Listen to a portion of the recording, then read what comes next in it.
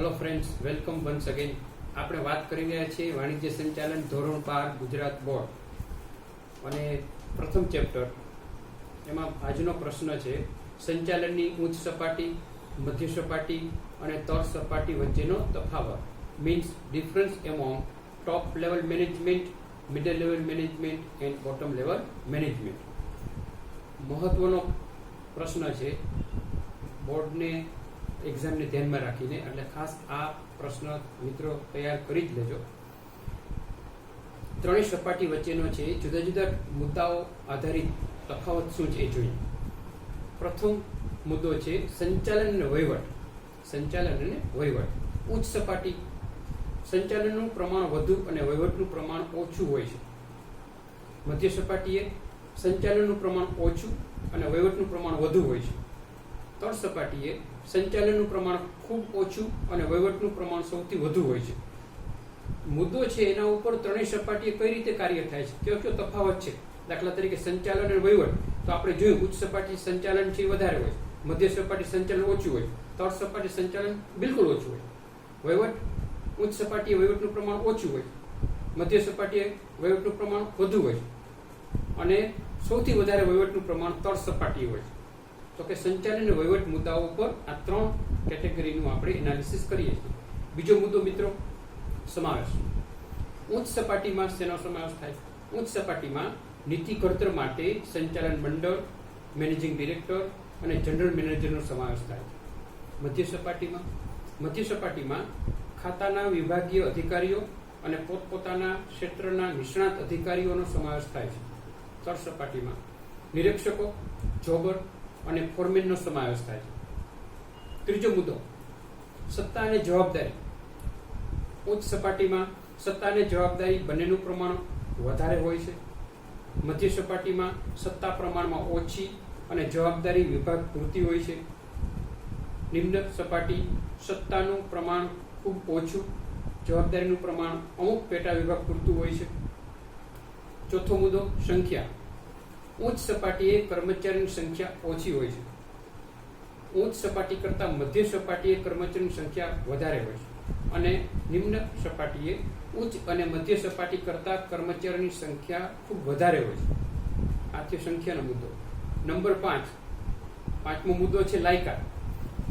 ઉચ્ચ સપાટીએ સર્વગ્રાહી કૌશલ્યની જરૂર પડે છે. ઉચ્ચ કક્ષાનું કૌશલ્ય, ઉચ્ચ કક્ષાનું નોલેજની જરૂર પડે છે. મધ્ય સપાટી વિશિષ્ટ જ્ઞાનની જરૂર પડે છે, એક્સ્ટ્રાઓર્ડિનરી સ્પેસિફિક નોલેજની જરૂર પડે અને નિમ્ન સપાટીએ ફક્ત પોતાના વિભાગ અને પેટા વિભાગ પૂરતું જ જ્ઞાન જરૂરી છે. નિમ્ન સપાટીએ છે ખાસ એક્સ્ટ્રાઓર્ડિનરી જ્ઞાનની જરૂર પડતી નથી. નંબર 6, ધ્યેય અને નીતિ ઘડતર. ઉચ્ચ સપાટી. આ સપાટી દ્વારા કંપનીના મૂળભૂત ધ્યેય અને નીતિનું ઘડતર થાય છે. કંપનીની પૂરેપૂરી જો પોલિસી છે, A to Z પોલિસી, ડિટેલમાં પોલિસી છે, એની અહીંયા ઘડતર કરવામાં આવે છે. મધ્ય સપાટી. આ સપાટી દ્વારા ઉચ્ચ સપાટીએ ઘડેલ નીતિ અને ધ્યેયનો અમલ થાય છે. ઉચ્ચ સપાટી જે નીતિનું ઘડતર કરે છે એનું અમલ કરવાનું કાર્ય છે આ સપાટી, મધ્ય સપાટી કરે છે. નિમ્ન સપાટી. આ સપાટી ઉચ્ચ સપાટીએ ઘડેલી નીતિ અને નિર્ણયનો અમલ કરવાનું કાર્ય કરે છે. નીતિ પ્રમાણેનું એક્ઝેક્ટ ગ્રાઉન્ડ વર્ક અહીં થાય છે આ સપાટી. નંબર 7, ઉત્તરદાયિત્વ. આ સપાટીનું શેરહોલ્ડરો, લેણદારો, સરકારના વિવિધ વિભાગો, કાયદાકીય જોગવાઈઓ વગેરે પ્રત્યે ઉત્તરદાયિત્વ હોય છે. રિસ્પોન્સિબિલિટી કોના તરફ હોય ઉચ્ચ સપાટીની? તો કે એમના કંપનીના શેરહોલ્ડરો છે, લેણદારો છે, સરકારના વિવિધ વિભાગો છે, કાયદાકીય જોગવાઈઓ પ્રત્યે પણ છે એ બંધાયેલી હોય છે, ઉત્તરદાયિત્વ હોય છે એના તરફ. મધ્ય સપાટી.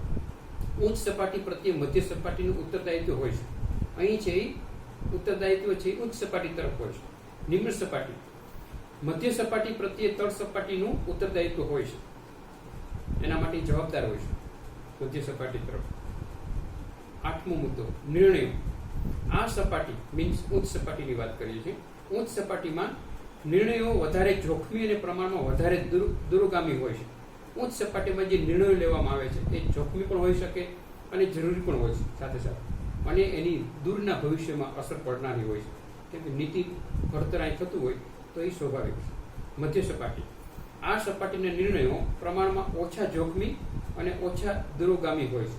મધ્ય સપાટીના જે નિર્ણય લેવામાં આવે છે એ એટલા જોખમી ન હોય છે અને એની ભવિષ્યમાં લાંબા ભવિષ્યની અસર પણ ન જોવા મળે. નિમ્ન સપાટી, આ સપાટીના નિર્ણયો ખૂબ જ ઓછા જોખમી અને ખૂબ જ ઓછા દૂરોગામી હોય છે. બિલકુલ જોખમી ન હોય અને એમની કોઈ લાંબા ગાળાની અસર જોવા મળતી નથી. હવે જોઈએ આપણે સંચાલનના કાર્યો, ફંક્શન્સ ઓફ મેનેજમેન્ટ. તો કે ધંધાના હેતુઓ સિદ્ધ કરવા માટે સંચાલન એકદમ કાર્યક્ષમતાપૂર્વક થવું જોઈએ એ આપણને ખ્યાલ છે. આ માટે સંચાલન પ્રક્રિયાને અનુસરવી પડે. કોઈ ચોક્કસ સંચાલનની પ્રક્રિયા છે, પ્રોસેસ છે, એને ફોલો કરવું પડે તો છે કોઈ ધંધાકીય એકમ છે એ કાર્યસિદ્ધિ પ્રાપ્ત કરી શકે, ધ્યેયો સિદ્ધ કરી શકે. એ પ્રક્રિયા એટલે પૂર્વ નિર્ધારિત હેતુને સિદ્ધ કરવા માટે તબક્કાવાર ચાલતી સતત પ્રવૃત્તિ. પહેલેથી જ હેતુ નક્કી કરીને ચોક્કસ ક્રમમાં છે તબક્કાવાર સતત ચાલતી પ્રક્રિયા એટલે સંચાલન. એકમના હેતુઓ પ્રાપ્ત કરવા માટે સંચાલનના વિવિધ કાર્યો તબક્કાવાર ક્રમબદ્ધ ગોઠવવા પડે છે. તેથી સંચાલન એક પ્રક્રિયા તરીકે ઓળખી શકાય છે. એ જે અનેક કાર્ય છે એને પહેલા સિક્વન્સમાં ગોઠવવાની ખાસ જરૂર પડે છે. એટલે એને પ્રોસિજરી કરવી પડે, એટલે એ પ્રક્રિયાના ભાગ તરીકે પણ ઓળખવામાં આવે છે.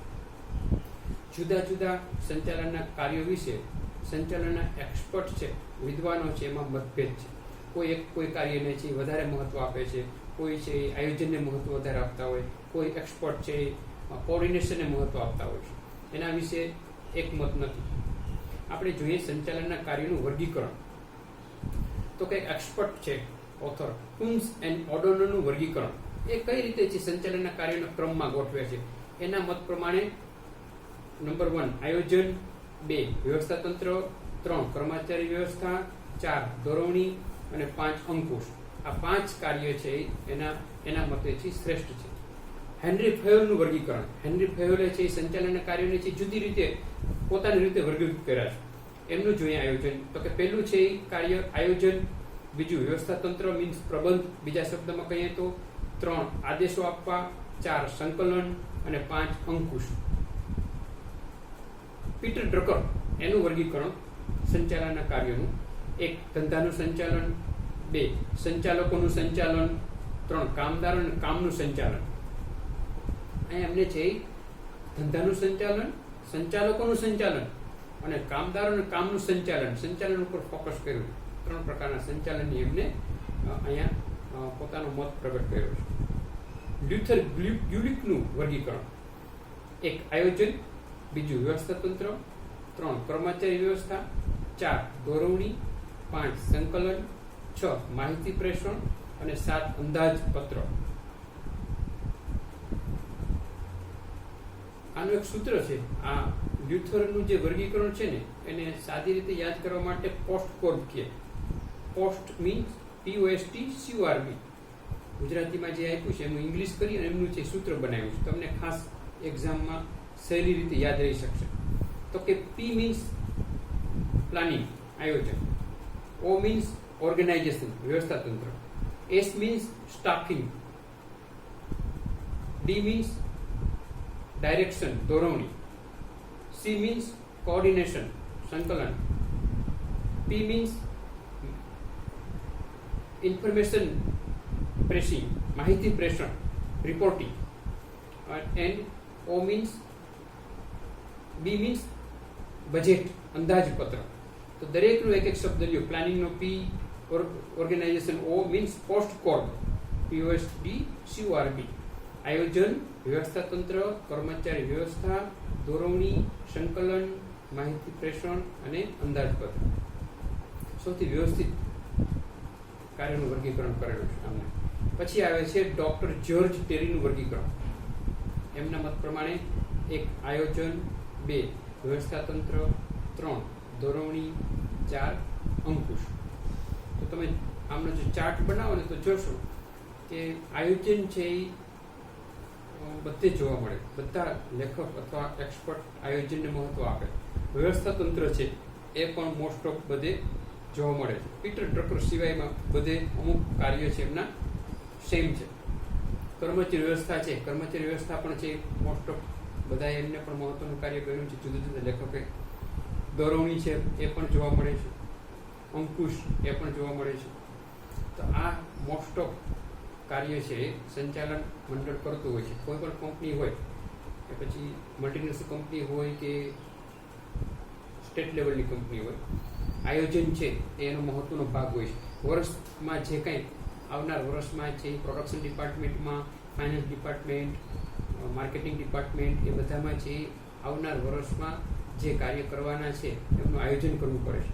આયોજનની સાથે સાથે છે એ જુદા જુદા વિભાગના કાર્યો પણ શરૂ થઈ જાય. દાખલા તરીકે ટાટા કંપની છે પોતાના કોઈ કારનું ઉત્પાદન છે નક્કી કરે કે 2021 1 જાન્યુઆરી 2021 થી 31 જાન્યુઆરી 2021 સુધીમાં 1 લાખ કાર છે એનું ઉત્પાદન કરવું. તો એ 1 લાખ કારનું ઉત્પાદન કરવું એ આયોજન થયું, એ ધ્યેય થયો. તો એમના માટે છે પ્રોડક્શન ડિપાર્ટમેન્ટમાં એ 1 લાખ કારના રો મટીરિયલ, ટાયર છે, ટ્યુબ છે, ગ્લાસ છે, એલ્યુમિનિયમ છે, સ્ટીલ છે, રબર છે, એ ઘણી બધી વસ્તુઓ છે એ બધી રો મટીરિયલની ખરીદી કરવી એ કાર્ય શરૂ થઈ જાય. એમના માટે આ જે કાંઈ રો મટીરિયલ ખરીદ કરવું તો ફાઇનાન્સ ડિપાર્ટમેન્ટ છે એમનું કાર્ય, એમને પૂરા પૈસા આપવા, રો મટીરિયલ પરચેસ કરવાના. એની સાથે છે એ ખ્યાલ આવે કે 1 લાખ કાર કરવા માટે ઉત્પાદન કરવા માટે છે કેટલા કર્મચારીની જરૂર પડશે, કેટલા મજૂરની જરૂર પડશે, કેવી કેવી મશીનરી છે એસ્ટાબ્લિશ કરવી પડશે, એ મશીનરીની ખરીદી પણ કરવી પડે, એમનું મેન્ટેનન્સ કરવું પડે, એમના નિરીક્ષકો, સુપરવાઇઝર, અધિકારીની નિમણૂક કરવી પડે. તો HR department, human resource department એ પણ કાર્ય કરે. એનું કાર્ય પણ અહીં શરૂ થઈ જાય છે. મિત્રો, ટાટા કંપનીએ શું નક્કી કર્યું, પહેલા કયો હેતુ નક્કી કર્યો, આયોજન કયું કર્યું, એક જ કાર્ય. દાખલા તરીકે 1 લાખ કારનું વેચાણ 2021ના વર્ષ દરમિયાન કરવું. અને બધા જે વિભાગ છે, બધા ડિપાર્ટમેન્ટ છે, પ્રોડક્શન ડિપાર્ટમેન્ટ છે, ફાઇનાન્સ ડિપાર્ટમેન્ટ છે, HRD ડિપાર્ટમેન્ટ છે, માર્કેટિંગ ડિપાર્ટમેન્ટ છે, બધાના કાર્ય શરૂ થઈ ગયા. એટલા માટે મેં તમને એક સરસ એક્ઝામ્પલ આપ્યું છે કે એના માટે થઈને છે માર્કેટિંગ ડિપાર્ટમેન્ટ સ્ટ્રેટેજી નક્કી કરશે. નક્કી છે મતલબ વર્ષ દરમિયાન છે માર્કેટમાં શોરૂમ સુધી 1 લાખ કાર આવી જશે તો એમનું વેચાણ કઈ રીતે કરવું, એના માટે થઈને કેટલું ડિસ્કાઉન્ટ આપવું, એ આખી સ્ટ્રેટેજી, માર્કેટિંગ સ્ટ્રેટેજી નક્કી કરવી. બરોબર છે. એમાં કેટલા કર્મચારી જોશે એ નક્કી કોણ કરશે, તો HRD નક્કી કરશે.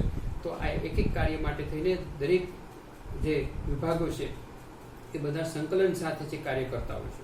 જો સંકલન ન હોય તો રો મટીરિયલ ખરીદી કરવા માટેના પૈસાનું પેમેન્ટ છે એ જ ન થાય, તો પ્રોડક્શન ડિપાર્ટમેન્ટમાં એટલું રો મટીરિયલ ન પહોંચે, એવું બની શકે. એટલા માટે છે કોઓર્ડિનેશન, એ પણ સંકલન પણ જરૂરી છે. એના માટે થઈને છે આખો એક બજેટ પણ નક્કી કરવામાં આવે કે 1 લાખ કાર છે એના માટે કેટલો ખર્ચો થશે, એની કેટલી સેલ્સ વેલ્યુ થશે, એ રીતે. તો આ બધા કાર્યો છે એ કોઓર્ડિનેશન સાથે કરવામાં આવતા હોય છે. અને લગભગ છે આ બધા આયોજન છે, વ્યવસ્થા તંત્ર છે, કર્મચારી વ્યવસ્થા છે, દોરવણી છે, અંકુશ છે, બધા નોર્મલી મોસ્ટ ઓફ આ બધા